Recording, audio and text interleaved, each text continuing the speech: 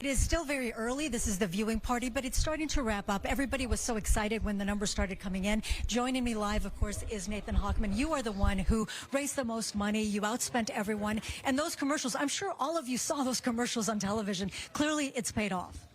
Well, again, I think our polling results have confirmed the trend so far tonight, that we're going to end up in the top two.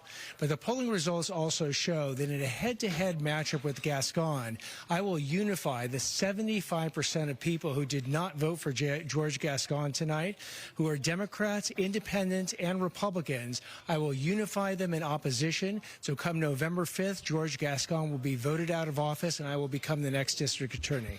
I interviewed all of the challengers earlier today, of course. They disagree with you, and they're saying if it is between you and Gascón in November, a Republican cannot beat a Democrat in very deep blue California. What do you say to that? So what I say is that I was a centrist Democrat for 20 years. I was a centrist Republican for 20 years. And now I'm an independent in this nonpartisan race. And we actually want a district attorney to be independent, to take politics out of the DA's office, because George Gascón has decided to use his political ideology instead of relying on the facts and the evidence to decide who should go to jail and who shouldn't. I would actually take politics out of the office. And what I've found is that that is a message that unifies Democrats, Independents, and Republicans, two-thirds of whom feel less safe today than they did when George Gascón first came into office. All right, so obviously it is still very early. You are coming in at second at this time. Things could change. But if you are elected, what will you do on the very first day you take office? On the very first day, I will reverse the George Gascón pro-criminal blanket policies. For instance, the ones that have allowed people who steal under $950 to get off scot-free.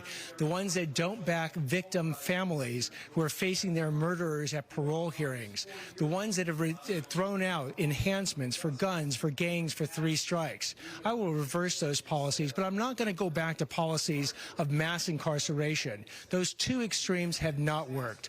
I end up in the hard middle. And the reason it's hard is you need to look at each individual case, the defendant, the crime committed, and the impact on the victim to determine who the true threats are to our society and have to be behind bars, and quite candidly, the ones that aren't. The first-time nonviolent offender can pay their debt to society by community service, but they have to pay a debt to society. Well, thank you so much for speaking with us. This was a packed house earlier tonight. In fact, there was also former Governor Pete Wilson. It was a surprise to see him here tonight.